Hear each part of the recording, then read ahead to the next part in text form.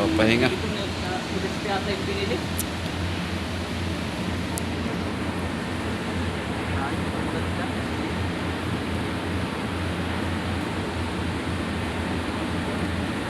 Bata pa siya?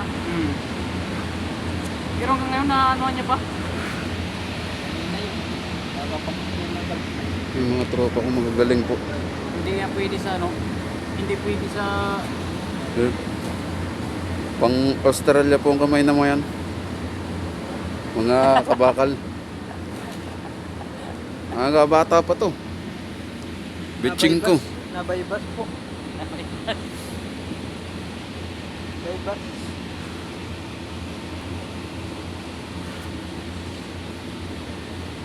Ganun naman yung zero eh.